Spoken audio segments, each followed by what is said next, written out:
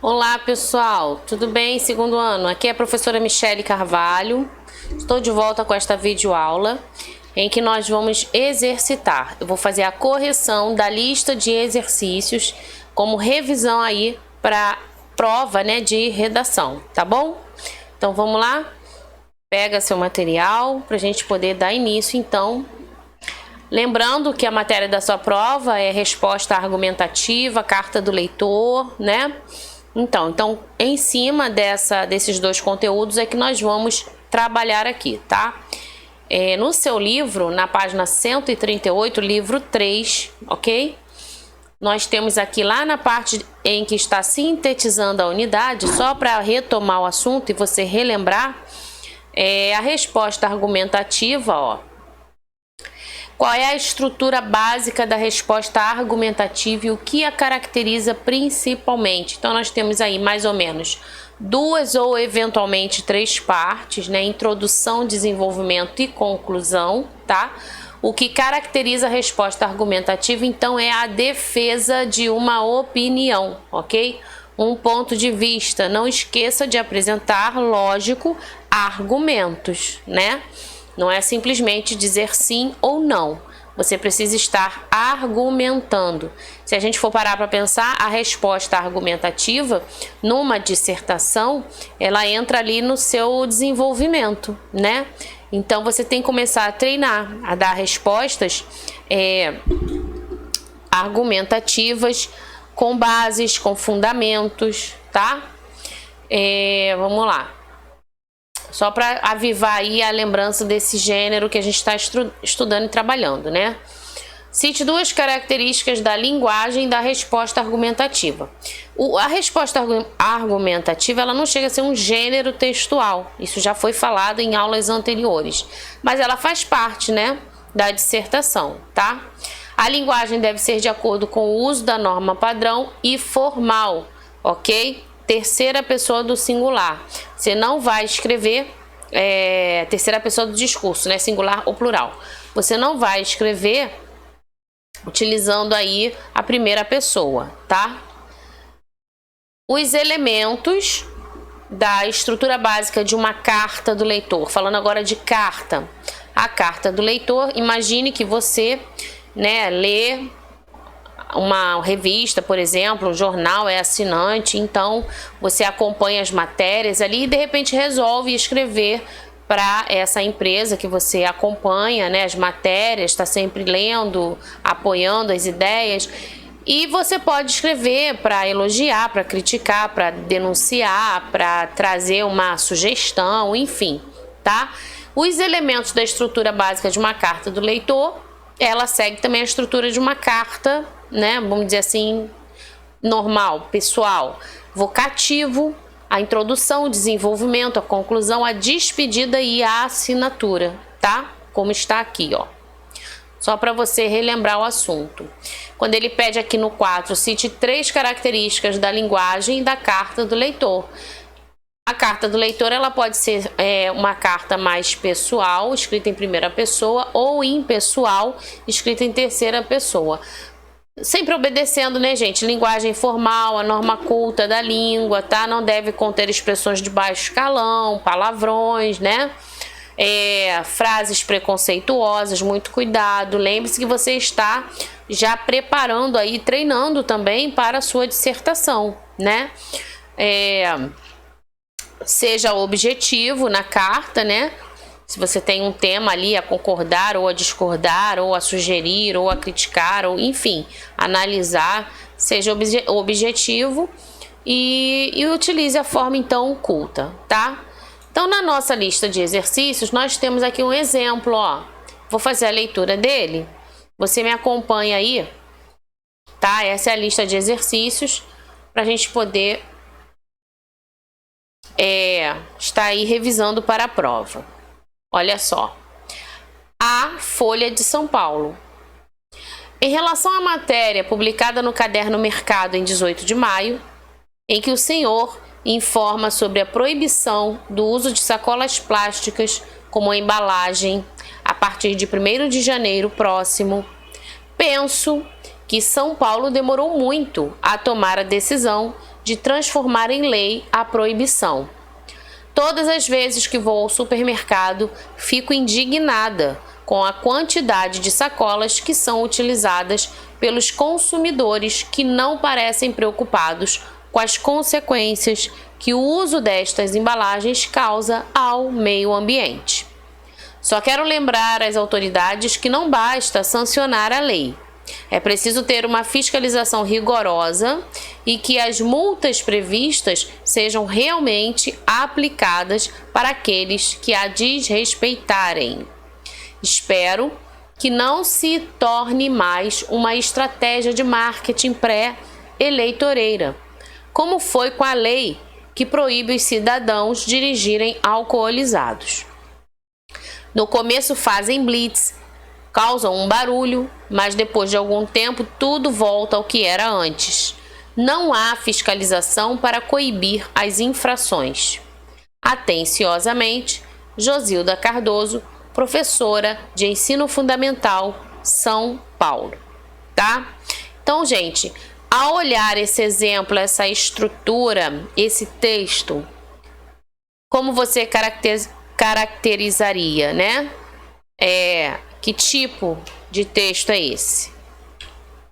Então, vamos lá para a nossa primeira questão. Podemos afirmar que o texto lido pertence ao gênero editorial, pois o autor ele defende um ponto de vista do veículo de informação, mas é editorial? É carta do leitor? Pois existe a presença de um autor-leitor em que deixa o seu ponto de vista sobre uma matéria veiculada. É carta do leitor, pois o autor do texto dialoga com o leitor. Pensa aí.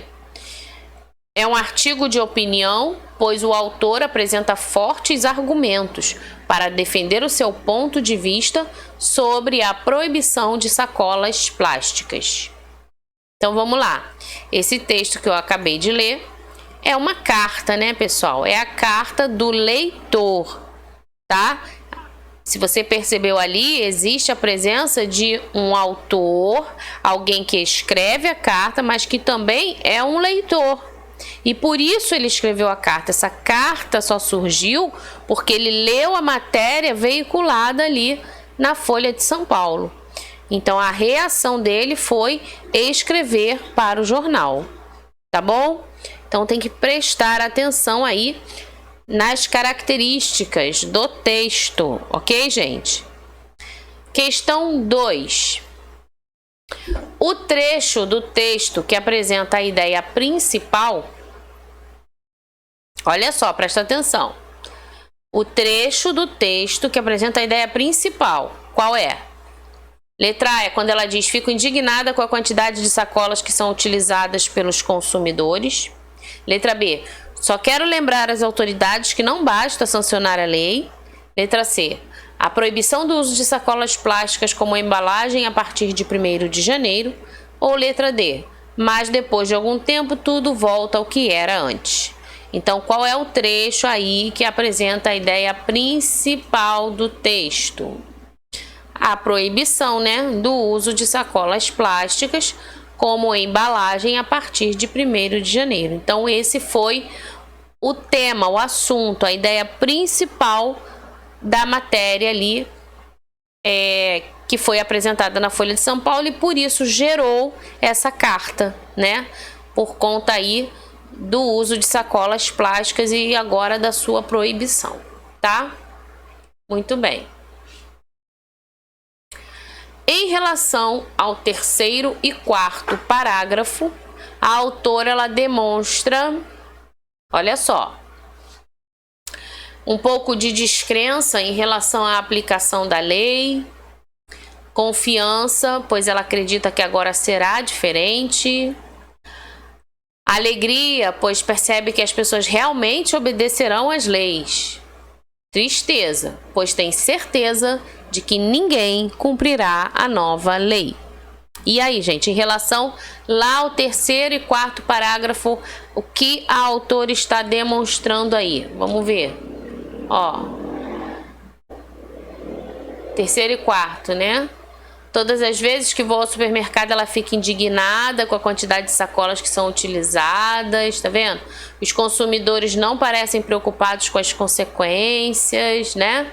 Só quer lembrar as autoridades que não basta sancionar a lei, que é preciso ter fiscalização rigorosa. Então, a gente volta lá. Nós temos aqui a autora demonstrando um pouco de descrença, né, em relação à aplicação da lei. Tanto que ela fala, ela menciona lá, né, que não basta só sancionar, mas tem que fiscalizar, acompanhar, né, ficar ali próximo, perto, observando o comportamento das pessoas a partir da nova lei imposta, correto? Então, letra A, ok? Muito bem, terminamos aí a questão 3, vamos para a questão 4. Qual é o motivo da indignação da autora no texto, ou seja, na carta que ela escreveu? Qual é o motivo da sua indignação? Foi por causa da fiscalização rigorosa? Foi a proibição do uso das sacolas que gerou essa indignação nela? Foi a grande quantidade de sacolas que estão sendo usadas? Ou a quantidade de multas aplicadas? Lembra quando ela diz lá no texto que ela fica indignada porque as pessoas parecem não prestar atenção, né? Ou se incomodar, né? Então aí, ó, letra C. A grande quantidade de sacolas usadas e as pessoas não estão nem aí, né? Para as consequências que isso vai trazer ao meio ambiente. Ok? Portanto, questão 4, letra C, tá?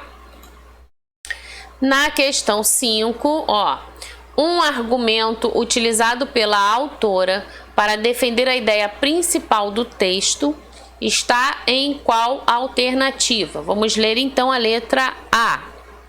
São Paulo demorou muito a tomar a decisão de transformar em lei a proibição. B. Não parecem preocupados com as consequências que o uso destas embalagens causa ao meio ambiente. C. Espero que não se torne mais uma estratégia de marketing pré-eleitoreira, como foi com a que proíbe os cidadãos dirigirem alcoolizados. D.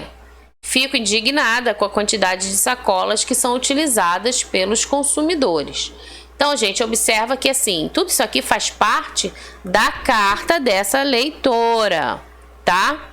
Ela é uma leitora, resolveu escrever para a Folha de São Paulo, externando aí sua preocupação, sua indignação e também, né, fazendo um alerta para que a lei não só seja sancionada, passe a valer, mas que haja fiscalização, porque parece que as pessoas não tomam consciência para agir de forma correta e adequada, né? Então isso fica tudo muito bem claro na carta em que ela escreve. Qual seria então o argumento utilizado pela autora para ela defender essa ideia aí, a ideia principal do texto? Dá um tempinho aí para você pensar.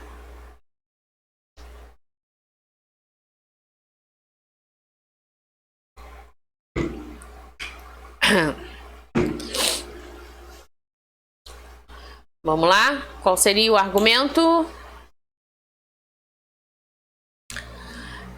B, né? Não parecem preocupados com as consequências que o uso destas embalagens causa ao meio ambiente, tá? Gente, o argumento é o momento em que ela explica, né? Ela apresenta aí o seu ponto de vista, ela ficou indignada, tudo bem, de repente você, conversando com essa pessoa, você pode falar, ué, mas por que você está indignada? Repara que você fez uma pergunta, por quê? Ou uma outra pessoa conversando com ela, né, faça a pergunta, por que isso te causou tanta indignação? Então ela vem com a resposta tentando explicar, né, as pessoas não parecem preocupadas com as consequências que o uso destas embalagens causa ao meio ambiente. Tá? Então, ela está aí sim defendendo a ideia principal do texto, tá? Portanto, questão 5, letra B de bola, ok? Marca aí então.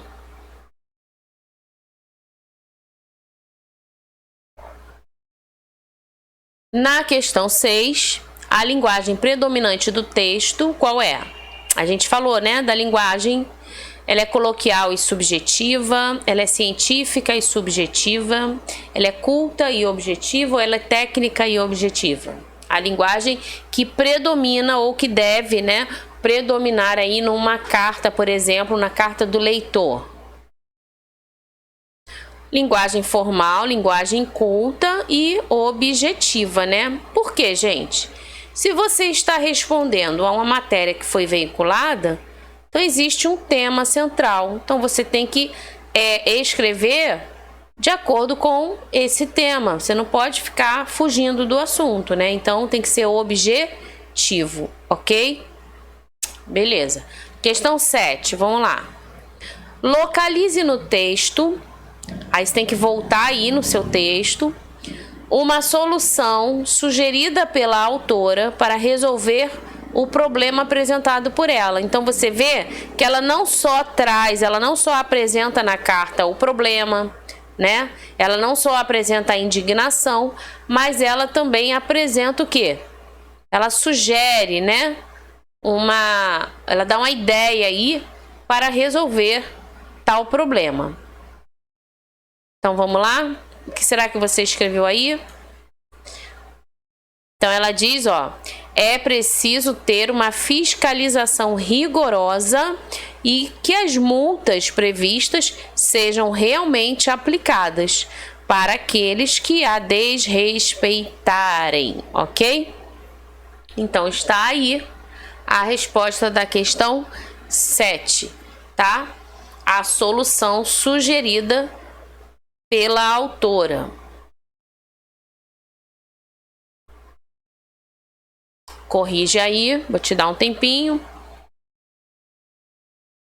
É preciso ter uma fiscalização rigorosa e que as multas previstas sejam realmente aplicadas para aqueles que a desrespeitarem, ok? Não adianta, né, pessoal? Cria-se lei e não tem fiscalização. Daqui a pouco, né, volta tudo como estava antes.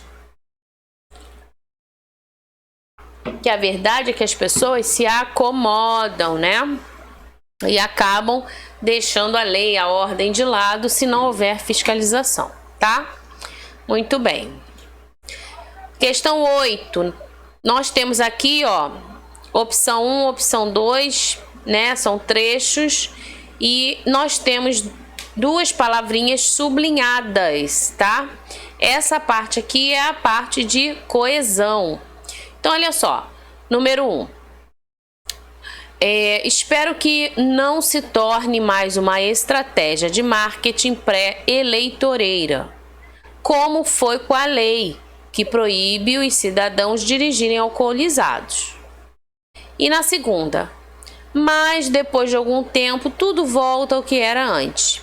Então ele quer saber o seguinte: as palavras em destaque ou sublinhadas introduzem em relação à ideia anterior uma comparação e uma adversidade, uma conformidade e uma adição, uma explicação e uma causa, uma comparação e uma consequência. E aí? Esse como aqui, ó, ela fala, né, da estratégia de marketing pré-eleitoreira, como foi com a lei, ou seja, está comparando, ok? E o mais, esse mais sem o izinho, ele traz uma ideia oposta, né, adversativa. Então nós temos aqui a letra A, comparação, e adversidade, ok, gente? Muito bem, comparação e adversidade, tá? Ok, vamos lá. Temos aqui um outro exemplo, a carta do leitor. Vamos fazer a leitura para a gente poder corrigir então as próximas questões.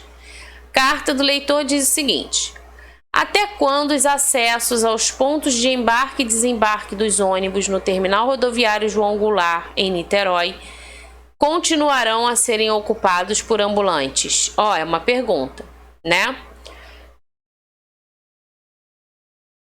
Isto só atrapalha mais ainda o ir e vir dos passageiros. Como se bastassem, ainda existem pontos para servir a mais de uma linha independentemente. Qual a solução para isto? Cada dia que passa está mais difícil de suportar este terminal. Será que vão esperar mais pessoas ficarem doentes devido ao estresse por motivo desta desordem para depois tomarem alguma providência? Então, olha aí, um leitor, né, também aí podemos dizer indignado, né, com essa questão aí do terminal rodoviário. Com certeza ele deve passar por ali todos os dias, indo trabalhar, voltando para sua casa, né? E ele está aí insatisfeito, indignado com a questão aí do terminal rodoviário. Bom, sendo um gênero textual presente em diversos meios de comunicação, como em revistas, jornais e em sites, a carta do leitor ela sempre nasce de um anseio do próprio leitor. Sim, pensa nisso, gente. A carta do leitor ela vai nascer, vai surgir do desejo do próprio leitor, né, de se comunicar com a instituição aí, jornal, revista, enfim, agora, né, eletrônicos, sites eletrônicos, enfim, que estejam aí veiculando, né, matérias diversas. Então, neste caso, o que desencadeou a produção da referida carta? Foi o quê? Foi o embarque e desembarque dos passageiros? Foi o estresse dos passageiros no terminal rodoviário? Foi o excesso de ambulantes no terminal rodoviário João Goulart? Ou a falta de atendimento dos responsáveis no momento de embarque? Vamos ver? O excesso de ambulantes no terminal rodoviário, né? Isso aqui acaba prejudicando o quê? O ir e vir das pessoas, não é isso? Ó, muito bem, olha só. Olha aqui, gente, acompanha aqui. Até quando, né, em Niterói continuarão a serem ocupados por ambulantes? Tá vendo? Então, o excesso de ambulantes no terminal rodoviário João Goulart. Tá? Olha, quando ele diz aqui, só tá atrapalhando o ir e o vir dos passageiros, né? Ok? Então, está acontecendo ali uma grande aglomeração, né? Muito bem, aqui não traz a data, o ano, não sabemos se foi antes da pandemia, né? Até acredito que tenha sido. Mas, enfim, resposta certa, letra C, tá? Letra C. Questão 10. A finalidade do texto, qual é a finalidade, gente? É narrar um fato marcante, esclarecendo o conflito e o enredo da história? É expor uma situação com fatos e argumentos para incentivar uma tomada de decisão? É promover um produto ou uma ideia para a imprensa na qual foi publicado o texto? É obrigar os governantes a tomarem uma decisão de relevância pública? É importante para todos, né? E aí, qual foi a finalidade do texto, gente? Qual foi o objetivo, né? Expor uma situação com os fatos e os argumentos para assim incentivar uma tomada de decisão, tá? Não é obrigar, ninguém vai obrigar ninguém a nada. Então tem que ter cuidado com as palavras que formam aí a estrutura, né? Então é expor uma situação com fatos e argumentos para incentivar uma tomada de decisão, ok? As autoridades agora sabendo, conhecendo, entendendo, elas vão analisar os fatos e aí sim vão tomar as decisões aí cabíveis para tal situação, ok? Muito bem. Letra B. Vamos para a questão 11. O texto ele apresenta explicitamente o quê? Uma denúncia? Uma lembrança do passado? Uma publicidade ou uma descrição? E aí, gente, o que o texto ele apresenta de forma bem clara, bem explícita? Uma denúncia. correto? Uma denúncia, tá?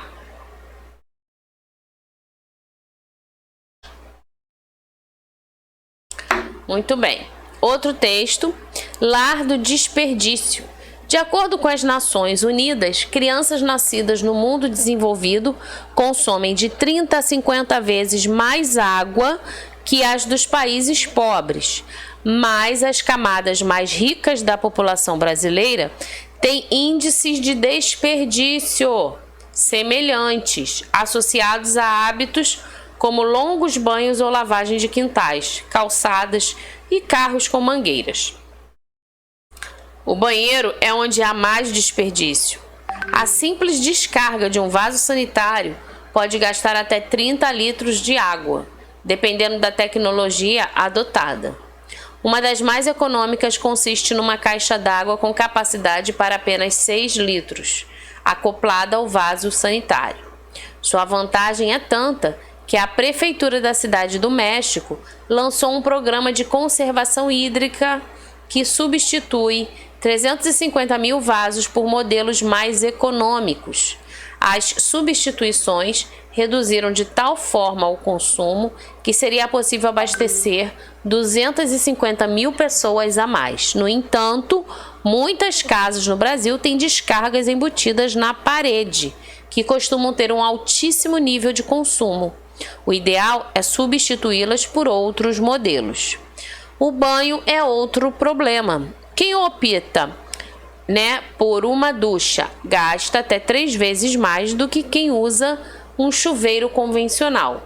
São gastos, em média, 30 litros a cada 5 minutos de banho. O consumidor doméstico, industrial ou agrícola não é o único esbanjador.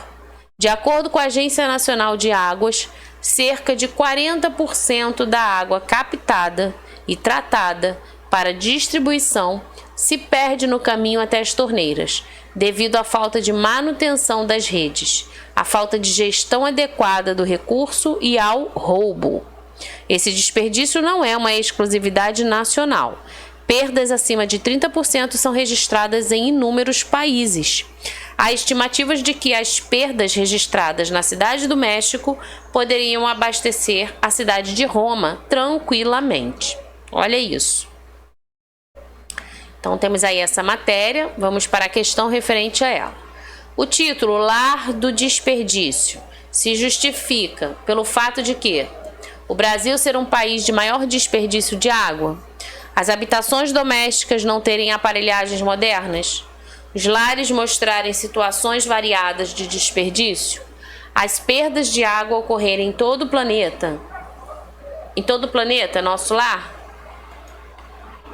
Temos aqui, lar do desperdício, porque os lares mostram situações variadas de desperdício, né? Então, nós temos aí lar do desperdício, tá? Questão 13. Para que os argumentos utilizados no texto contra o desperdício de água no ambiente doméstico sejam eficientes, o autor do texto apela principalmente para testemunhos de autoridade, como, por exemplo, a citação da ONU no primeiro parágrafo, para estratégias de intimidação, aludindo à falta de água num futuro próximo, diferentes opiniões do enunciador, misturadas às vozes alarmistas, exemplo de experiência bem-sucedida no combate ao desperdício. Gente, para que os argumentos utilizados no texto contra o desperdício de água no ambiente doméstico seja eficiente, para que esse argumento seja eficiente, o autor, ele apela principalmente para exemplo, Exemplo de experiência bem-sucedida no combate ao desperdício, tá? E na questão 14, que é a última, quanto à tipologia, a última é a 15, né? Estamos acabando. Quanto à tipologia, podemos afirmar que o texto lido, ele é predominantemente o quê? Dissertativo, ok? E na 15, olha só. Ao ler esse texto aqui, nós vamos identificar que palavra, o que e o las, que são pronomes, estão substituindo, tá? Então, vamos lá. Ou se referindo, né? No entanto, muitas casas no Brasil têm descargas embutidas na parede, que costumam ter um altíssimo nível de consumo. O ideal é substituí-las por outros modelos. E aí, gente, isso que acontece, ó, esses pronomes destacados, eles são anafóricos, tá? Visto que fazem referência a algo já expresso anteriormente. Então, a palavra já foi mencionada. Que palavra é essa? Ou, né, expressões. Esses pronomes, então, se referem, ó, a palavra descargas, ok, gente? Tá? Que costumam ter altíssimo nível, são as descargas, ok? Muito bem. Deu para corrigir? Então é isso, eu vou terminando por aqui essa correção aí da lista de exercícios, tá? A gente se vê na próxima videoaula, ok? Tchau, tchau, bons estudos!